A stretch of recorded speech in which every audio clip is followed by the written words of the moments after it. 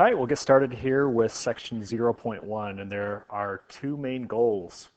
The first one is I understand and can use slope and the equations of lines. And the second one is I can use a graphing calculator to graph functions and solve equations and inequalities. We're actually in this first video just going to focus on that first one. Okay, understand and can use slope and the equations of lines. This is, of course, a review. This is something you've been doing since seventh or 8th grade, but it's really important to calculus. There'll be lots of times when we're doing calculus that we're going to have to find the equation of a line, whether it's a tangent line or something else. Quick review of slope. Slope is, we use the letter M, right? It's rise over run.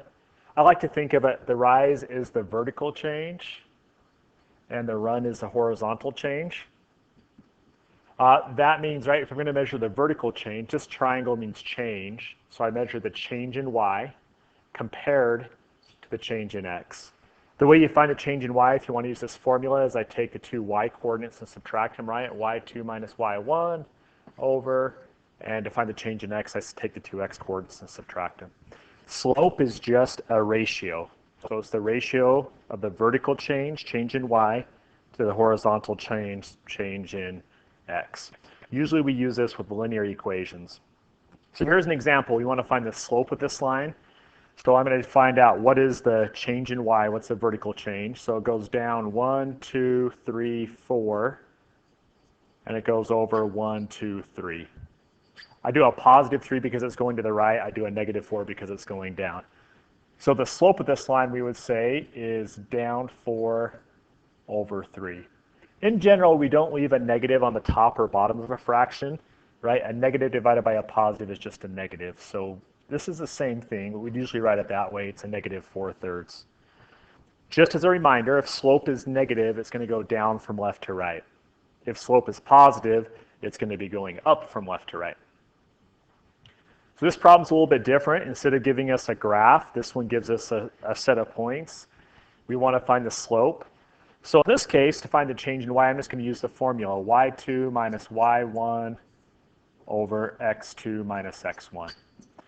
It doesn't matter if I go 2 minus 0 or 0 minus 2. I just need to subtract those. So I'm going to go 2 minus 0. Now if I do choose to go 2 minus 0, I have to go in the same order with the x's. So I'm going to go 4 minus negative 2. So I end up with 2, 4 minus negative 2 would be plus, 2, 6. So the slope of that line, if I reduce that, is 1/3. In other words, for every 1 I go up, I go over 3.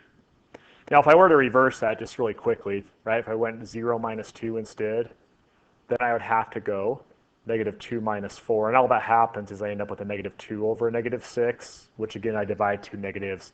It makes it a positive. Here's another example. Let's see what happens here. If I go y minus y, something interesting happens. X minus x. I end up with 0 over 1, which means this one has a slope of 0. Think about what that graph looks like. Right? If I have a point at 3, 2, there's a point there, and at 2, 2, there's a point there. Right? It's forming a horizontal line.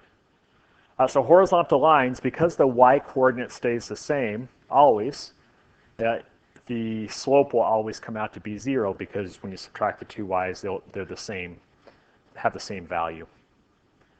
This one's a little bit different. This time I go y minus y over x minus x. I end up with 3 over 0. Hopefully we remember you cannot divide by 0, like bad things happen, world comes to an end. Just it can't happen. So we say that that is undefined. So we're going to say the slope is undefined. If you look at those two, so that's not a horizontal line. Horizontal line has slope. It has a slope of 0. If you look at that one, there's the 3, 2, and then 3, 5 would be up there. That one forms a vertical line. So horizontal lines have a slope of 0. On vertical lines, the x coordinate stays the same. So it has an undefined slope.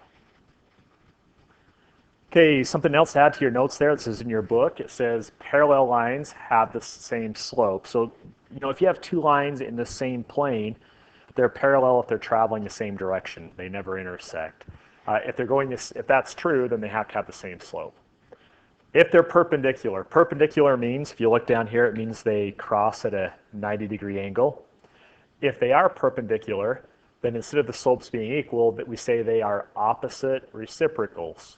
Opposite means opposite sign. We're talking about the sign there. And reciprocals in math means you take the fraction and you flip it over. You know, 1 over whatever your fraction is. So here's an example, right? This first line I just outlined in red has a slope of 5/2. This other line is perpendicular. That means it has to have a slope of, I take 5/2 and flip it over, 2/5, and I change the sign, so a negative 2/5 right there. Okay, so they're opposite reciprocals. We're going to skip past that. Okay, here's some more notes for you. We should be familiar with these. If you want to find the equation of the line, we always use one of those two to find the equation of the line.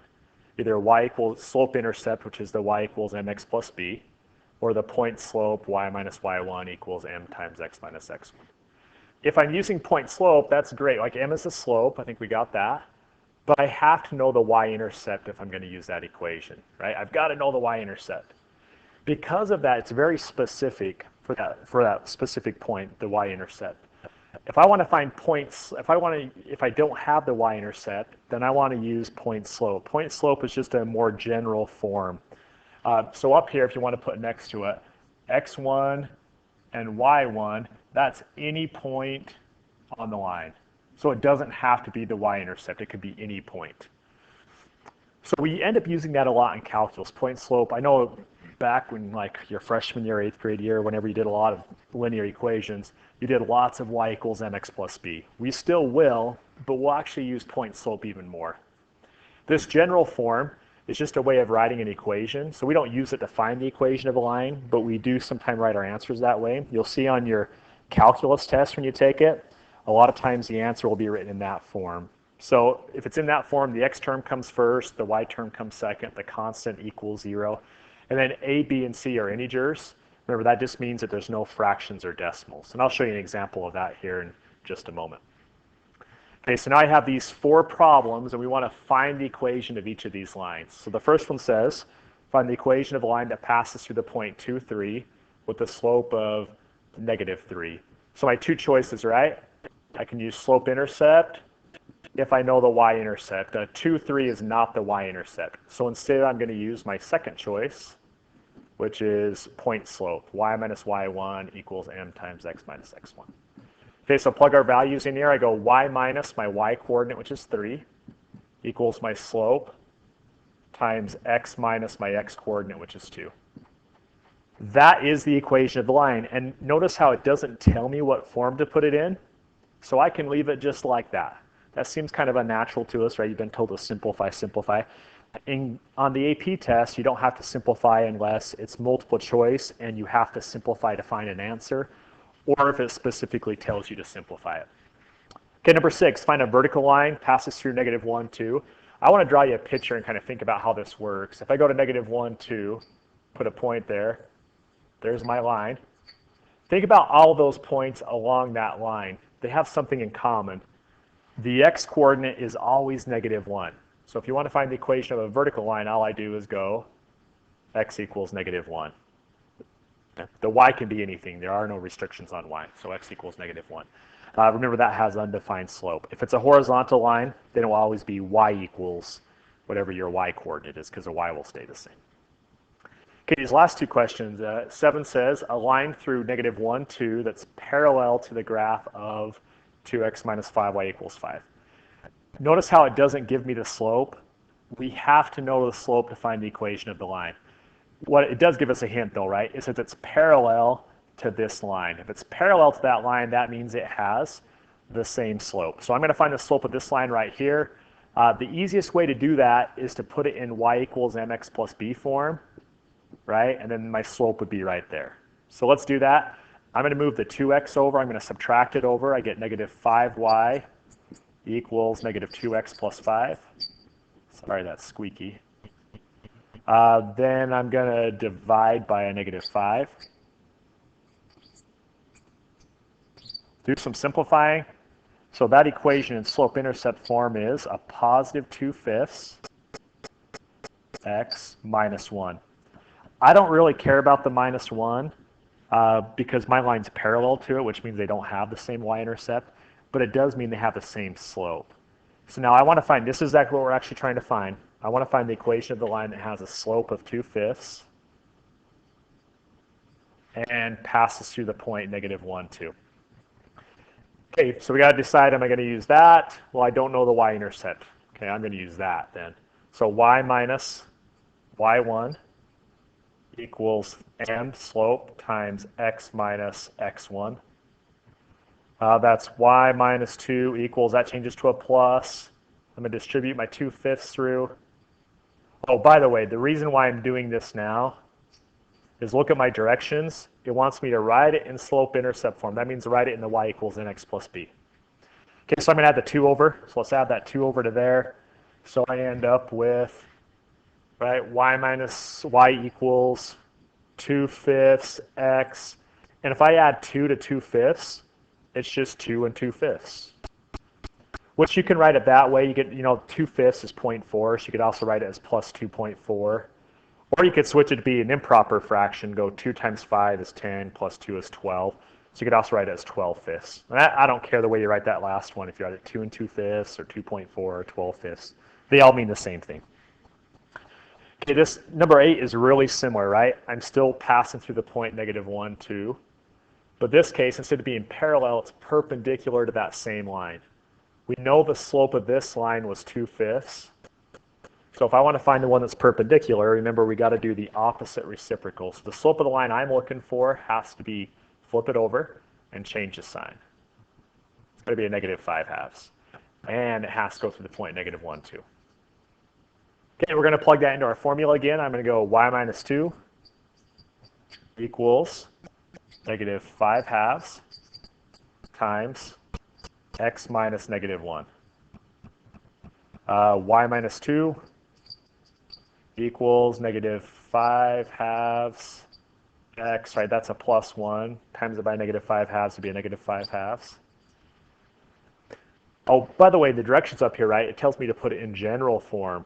So if I want to put it in general form, remember, you don't want any fractions or decimals. So I could start adding and subtracting, but I actually don't want any fractions, and I have some. So I'm going to take care of that right now. And the way I'm going to do that is, because my denominator is 2, I'm going to times both sides by 2.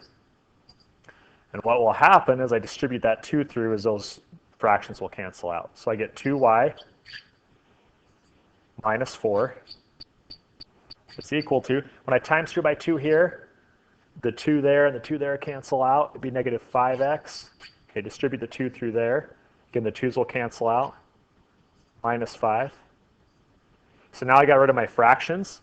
Now I just have to put it in the right form. Up here, remember, this is standard form. ax plus by plus c equals 0. So I'm going to move the 5x over. It's a negative 5x, so I'm going to add it over. Positive 5x plus 2y, and I'm going to add that 5 over, combine it with that minus 4. So negative 4 plus 5 is 1. Okay, and there's the equation of my line in standard form. Okay, so just pay close attention on your assignment. Put it in the form it wants. If it doesn't specify, it doesn't matter. But if it does, it says slope-intercept, put it in slope-intercept, general form. Put your answer in general form. Hey, last thing, we're just going to graph the last part on linear equations. We're just going to draw these. To draw a graph, you can do it a couple different ways. We could do a table up here, but I think most of us are most comfortable putting it in the y equals mx plus b form and graphing it from there. So I'm going to minus the 2x over. 3y equals negative 2x plus 9. I'm going to divide by 3. So we end up with y is equal to negative 2/3 x plus 3. All right, so my y-intercept is 3, so I'm going to go up to 3. Crosses right there.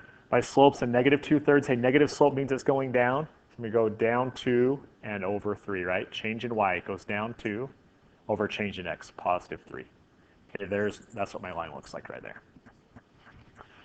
All right, this is a special case. We did the vertical line. This one, y always equals 2. If you want, you can think of it like this. Right? It's like y equals 0x plus 2. It has a y-intercept of 2. And the y-coordinate stays the same. Y has to be 2 no matter what, right? It has a slope of 0. So it looks something like that. So y equals is a horizontal line, x equals is a vertical line.